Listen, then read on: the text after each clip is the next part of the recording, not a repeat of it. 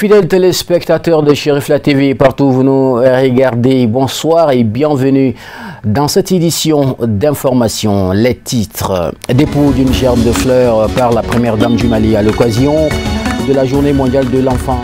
Quand c'était ce jeudi 18 juin 2020 à la cité des enfants de Yamakoro en commune 6 du district de Bamako, à suivre dès le début de cette édition. Autre titre de l'actualité, le Conseil national des jeunes CNJ doté d'équipements adéquats par le gouvernement pour un montant global estimé à 100 millions de francs CFA. La cérémonie des dons s'est déroulée le mercredi 17 juin 2020. Voici entre autres les principaux titres qui vont meubler votre journal du jour. Bonsoir et bienvenue.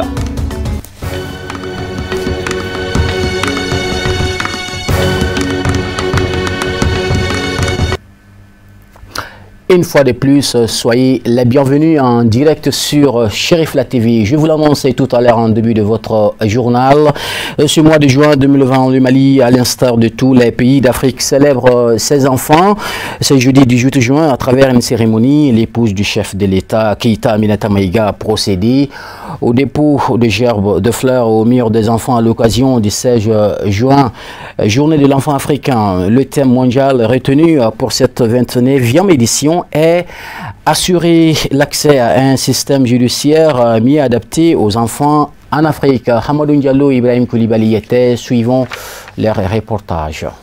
Cette commémoration marque le 30e anniversaire de la journée de l'enfant africain qui est organisée chaque année depuis le 16 juin 1991 par l'Organisation de l'Unité africaine en souvenir du massacre de centaines d'enfants lors d'une marche pour leurs droits à Soweto en Afrique du Sud. C'est avec l'intonation de l'hymne de l'Afrique par les pionniers du Mali que débute la cérémonie. À cette occasion, l'épouse du chef de l'État, Keïta Aminata Maïga, a appelé au respect des droits des enfants en cette période de Covid-19 à travers une interview accordée à la presse nationale. Je suis surtout une partie, je vais dire, de ce mur qui a été fait en mars 1989, lors du symposium pour la survie et le développement de l'enfant organisé par l'UNICEF.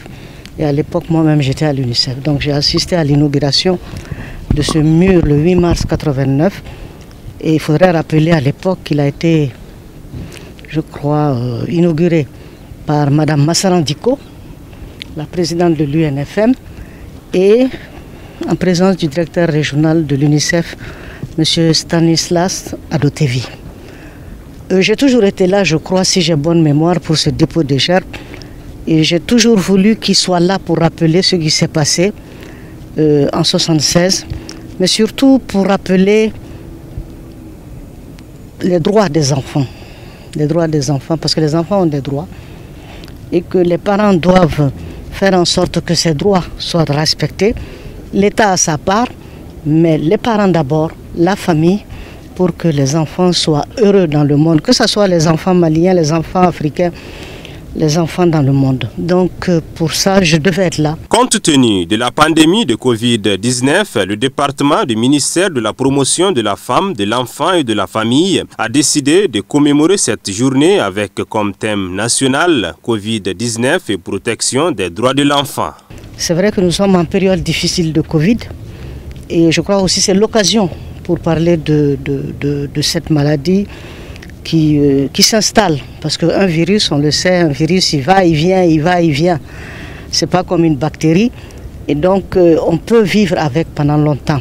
Et il serait bon que, en tout cas, je lance un appel à tout le monde pour observer les gestes barrières, se laver les mains, porter surtout le masque, observer la distance, c'est très très important. Il y a des choses, des petites choses qui font que on peut en tout cas éviter et ces regroupements.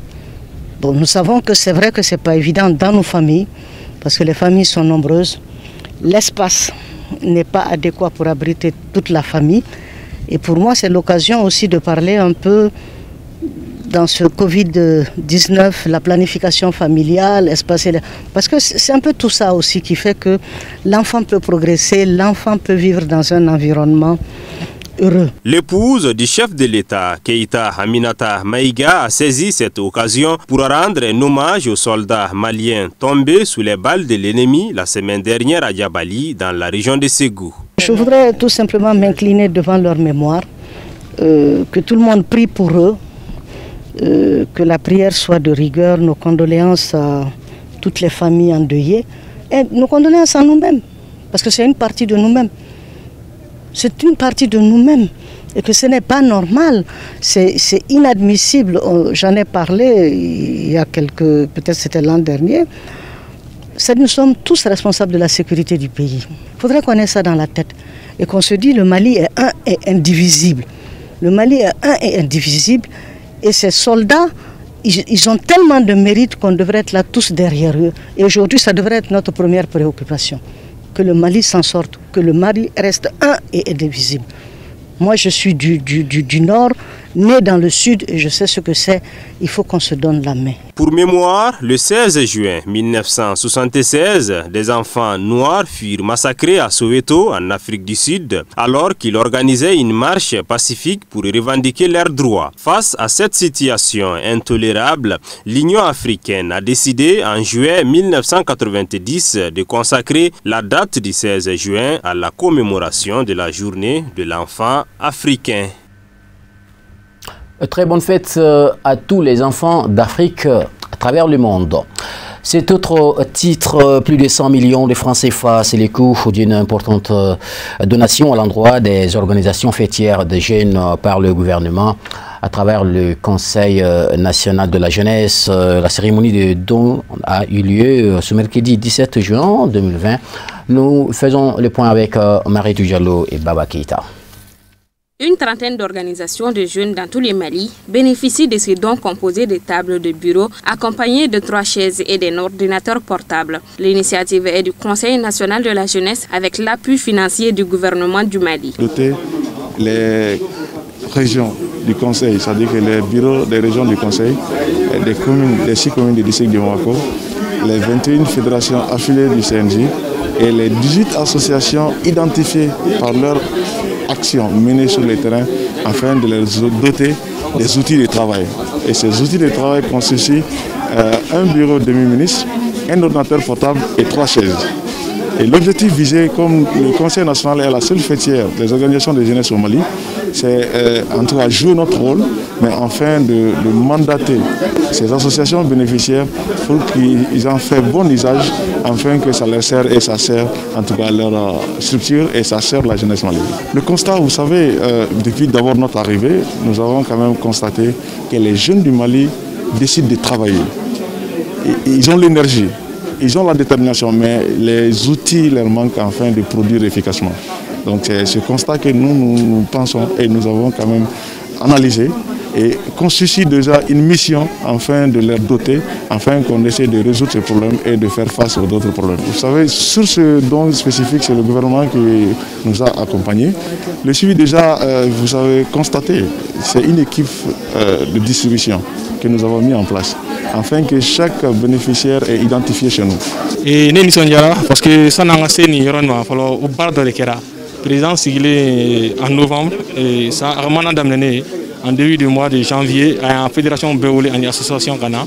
On a des bons et des bons qu'on a un bargaiement pour mi matériel mi mato am sa bargaiement. Donc aujourd'hui ni CNJ ni que jeune tambouri fêtière fait partie de CNJ jeune tambouri CNJ là. C'est vrai enfin on a bon am mi mali fancham avec dame kay foki dal. Ni matériel min dira avec un bureau exécutif là pour dans bureau national là matériel ni saka utiliser mi me ka bureau et am bargaiement. Donc abe anga barato sinsin ga barato wala. Donc am CNJ fo. Le nouveau bureau du Conseil national de la jeunesse du Mali, élu le 28 novembre dernier à Koutchala, est dirigé par Amadou Diallo. Il a comme ambition l'émergence et l'épanouissement des jeunes du Mali. L'actualité sur un autre plan dans le cadre d'une recherche de solutions définitives à la crise multidimensionnelle que traverse le Mali. Le président de la République rencontrait le mardi dernier au CICB les forces vives de la nation. À l'ordre du jour, les grands défis du moment comme la santé, la sécurité, l'amélioration des conditions de vie du citoyen lambda et la crise post-électorale liée aux récentes élections législatives. Sur la crise scolaire, Son Excellence Ibrahim Boubacar Keïta a instruit l'application correcte et immédiate de l'article 39 relatif au statut du personnel de l'enseignement primaire, secondaire et de l'éducation préscolaire. Écoutons à cet effet les impressions du président de la commission de l'éducation, de la culture et des nouvelles technologies de l'information et de la communication de l'Assemblée nationale du Mali. Il est au micro de Al-Hamidou Badini et Célou Niaré. Cette crise avait affecté l'école malienne, sinon avait affecté tous les Maliens. Parce que chaque Malien a au moins un enfant ou un parent à l'école. Donc nous ne pouvons que saluer ce que le président de la République a fait comme déclaration hier. Il dit que l'article 39 sera appliqué. Alors nous, au niveau du Parlement, déjà à travers le président de l'Assemblée nationale, il y avait des démarches qui étaient déjà entreprises dans ce sens-là. Parce qu'on s'est dit que si on parvenait à résoudre ce problème, on allait apporter un certain soulagement dans le cœur des Maliens. Donc le président de l'Assemblée a eu à faire beaucoup de démarches dans ce sens. La commission de l'éducation également en a fait. Dieu merci, le président de la République a décidé d'appliquer cet article. En réalité, une loi est une loi. Si elle est votée, elle doit être appliquée obligatoirement. Cette loi, ce n'est pas une loi que les enseignants ont initiée. Je pense que la loi est venue du gouvernement et l'Assemblée nationale a voté cette loi. Alors, l'application posait problème parce qu'il y avait un certain point d'échauffement. Donc, ce qui nous a amené à ces mois sans école. Donc, si cette loi sera appliquée d'après le président de la République, alors que nous ne pouvons que nous réjouir, nous féliciter, d'avoir félicité le président de la République pour avoir décanté cette situation. Nous félicitons également la bravoure des syndicats des enseignants. Ils ont trop souffert dans cette situation, il faut le reconnaître. Ils ont trop souffert. Donc, l'aboutissement vraiment ne peut que nous réjouir. Et étant parlementaire, alors nous, notre devoir, c'est de veiller à ce que cette loi soit appliquée dans toute sa vigueur. Donc, on va veiller à ça. Et il ne faut pas qu'on dise qu'on va l'appliquer et que nous croisions les bras. Non, notre devoir en tant que représentant du peuple, on va veiller à ce que la loi soit appliquée et que nous sortions vraiment de cette crise. Cette crise, comme je l'avais dit tantôt, a beaucoup affecté le peuple malien. Donc, si cela peut soulager le peuple, vraiment, on ne peut que s'en réjouir et féliciter le président de la République et encourager nos frères enseignants alors à reprendre les cours pour que les enfants puissent vraiment bénéficier des formations. Parlons toujours de la situation socio-politique du pays. La plateforme de la convergence des forces républicaines CFR a animé un point de presse ce jeudi 18 juin 2020 au mémorial Modibo Keïta de Bamako. Elle a fait une déclaration relative à la manifestation du M5 prévue pour ce vendredi 19 juin. Et je vous propose d'écouter la déclaration de la plateforme au micro d'Abdoul Karim Sako et Abdoulaye Sougoudou. La convergence républicaine prend acte de l'autorisation accordée par le gouverneur du district de Bamako pour l'organisation du meeting M5 prévu le vendredi 19 juin 2020 au monument de l'indépendance. La convergence des forces républicaines félicite le gouvernement pour son esprit républicain et pour le respect des droits et libertés des citoyens. Cependant,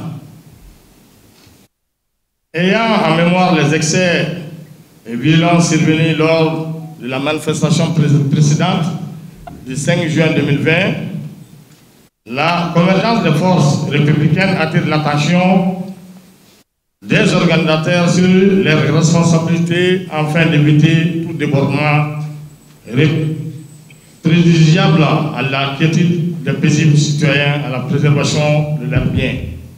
La convergence des forces républicaines lance un appel aux organisateurs du meeting du 19 juin, particulièrement à l'imam Mamour Diko, pour que cette manifestation demeure dans le respect strict des événements pacifiques comme stipulé dans la demande d'autorisation manifestée adressée aux autorités compétentes. La convergence des forces républicaines prend témoin le peuple malien, l'opinion nationale et internationale,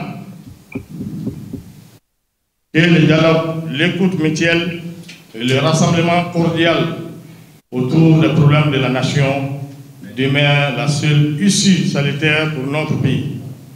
La convergence des forces républicaines félicite du dénouement heureux de la crise scolaire suite aux instructions du président de la République lors de son adresse aux forces vives de la nation. La convergence des forces républicaines invite le M5 à inscrire dans ses actions dans le respect des lois de la République. Voilà, et autre actualité de ce jeudi, la plateforme Watissera a animé un point de presse le mercredi à Bankoni, Djanginebougou, en commune 1 du district de Bamako, au siège de la dite plateforme. Objectif, soutenir la démarche entreprise par les organisations de la société civile et les confessions religieuses en vue de l'apaisement du pays. Nous faisons le point avec Moussa Fomba. Il s'agit à travers ce point de presse de la plateforme Watissera de réitérer son soutien aux organisations de la société civile et confessionnelle religieuse dans leur démarche pacifique auprès des plus hautes autorités visant la décrispation du climat sociopolitique dans notre pays. Une démarche qui s'annonce déjà prometteuse à l'égard de l'évolution de l'actualité. La rencontre de ce soir, c'est en fait pour faire connaître la plateforme, qui est un mouvement qui regroupe de nos jours plusieurs associations. C'est une plateforme qui est en contact aussi avec beaucoup de personnalités, beaucoup d'associations politiques. Maintenant, des gens qui sont conscients de l'enjeu même que court notre pays, qui œuvrent pour le soutien de la cohésion, le soutien de la paix dans notre pays. Voilà, c'est ça un peu l'objet de la rencontre. Au cours de la rencontre, la plateforme Watissera, qui regroupe une dizaine d'associations en son sein implantées dans les régions et du district de Bamako, a invité toutes les forces vives de la nation à privilégier et encourager le dialogue en vue de la stabilité et l'union entre les Maliens. Parce que nous estimons que lorsqu'on a mal à la tête, on la soigne, on ne la coupe pas. Quand on a mal au doigt, on soigne son doigt, on ne le coupe pas. Donc nous pensons que quels que soient les problèmes, certes il y a des problèmes, il y a des problèmes réels auxquels les autorités doivent faire face, mais pour y faire face, nous estimons qu'il ne faut pas créer un nouveau problème. C'est-à-dire en dégageant le chef de l'État, nous créons un vide constitutionnel. Alors la question qu'on se pose, qui sera à sa place? C'est cette question qu'on se pose tout de suite. Parce que dès lors qu'on met en cause la légitimité même de l'Assemblée, alors là, l'actuel président de l'Assemblée est exclu. Alors qui viendra à sa place? Quelle sera sa légitimité? Alors que des pourparlers peuvent s'engager, en bon malien, nous nous asseyons sous l'arbre à palabre, nous disons la vérité et nous réglons les problèmes. L'appel que nous avons à lancer à tous les citoyens du Mali, c'est d'essayer de nous rejoindre pour que nous puissions travailler ensemble, nous rejoindre pour que nous puissions bâtir le Mali ensemble. Parce que c'est le Mali qui fait le bonheur de nous tous. Donc il faut que nous construisons le Mali. Si le Mali est bien, c'est pour nous tous les Maliens. Et si le Mali, comment dirais-je, tombe, ça sera aussi pour nous tous les Maliens. Auparavant, une minute de silence avait été observée en la mémoire de nos vaillants soldats tombés pour la défense de la patrie. Voilà une action salutatrice visant à instaurer la stabilité du pays. Et puis, comme tous les jours avant de refermer ce journal, nous vous proposons les condensés de l'actualité internationale en plus bref et en images, commenté par Ahmadou Diarra. Tout d'abord, chez nos voisins de la Côte d'Ivoire, l'ex-président Laurent Gbagbo lance un appel au dialogue en vue de la prochaine présidentielle. Depuis 20 ans, chaque élection dans le pays a été marquée par des violences électorales. Il y a une tendance à la généralisation de cette violence, souligne-t-il dans un communiqué. L'ex-chef d'État s'inquiète des signes annonciateurs et appelle les différents acteurs politiques, mais également religieux, ainsi que la société civile à dialoguer pour tirer les leçons du passé. Ce qu'il ne faut pas aussi qu'on oublie, c'est que les blessures de 2010 sont encore présentes en Côte d'Ivoire, dixit Laurent Gbagbo, et il est important que nous puissions évacuer ces blessures et ces douleurs. Fin de citation. Et puis nous mettons le cap sur le pays de la Teranga. Dopage et corruption, 4 ans de prison requis contre Lamine Diack. Suite du procès de Lamine Diack, l'ancien président de l'IAAF, la Fédération internationale d'athlétisme, et ses 5 co-prévenus poursuivis pour leur implication présumée dans un système de corruption sur fond de dopage russe. Les Diack, père et fils, sont également poursuivis pour abus et recel d'abus de confiance pour s'être appropriés les recettes de sponsors de l'IAAF pour un montant estimé à minima par le parquet à 30 millions d'euros. Une peine encore plus lourde, 5 ans de prison et 500 000 euros d'amende assortie d'un mandat d'arrêt a d'ailleurs été demandé à l'encontre de Papa Massata Diack, son fils réfugié à Dakar. Au Burundi, l'actualité est dominée par l'investiture du nouveau président pour un mandat de 7 ans. Oui, le nouveau chef d'État burundais, Evariste Ndayishimiye, a prêté serment ce jeudi, succédant ainsi à Pierre Nkurunziza, décédé soudainement le 8 juin dernier à l'âge de 55 ans, après 15 années au pouvoir, officiellement d'un arrêt cardiaque. Devant Dieu le Tout-Puissant, devant le peuple burundais, seul détenteur de la souveraineté nationale. Moi, Evariste Ndayishimiye, président de la République du Burundi, je jure fidélité à la charte de l'unité nationale, à la constitution de la République du Burundi et à la loi, a déclaré le chef de l'État en prêtant serment dans un stade à Gitega, la capitale administrative du pays.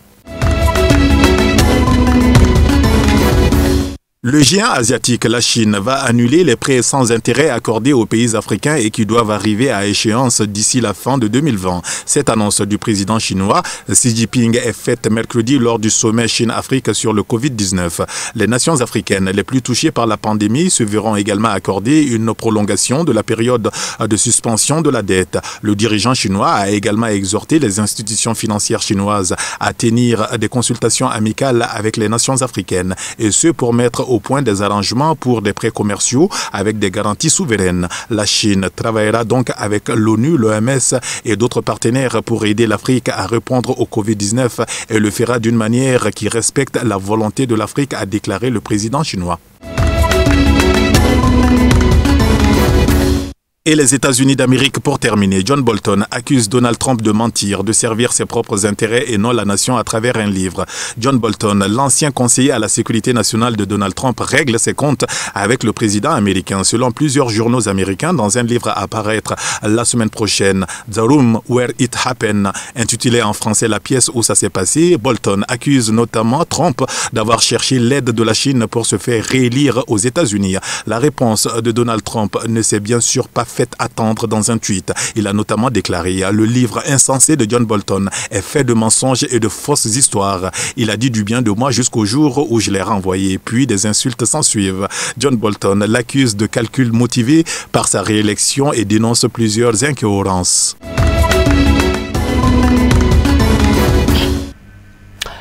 Voilà, c'est ce qui met fin définitivement à ce journal. Merci à vous de l'avoir suivi. Vous qui nous regardez présentement, Appel, c'est en 5e région administrative du Mali, dans le cercle de Koro. Merci à vous de nous avoir suivis. Sachez que le Mali est notre bien commun. Faisons tout pour le protéger. Je vous donne rendez-vous demain, même heure, même plateau. Très bonne suite de programme sur Chérif La TV.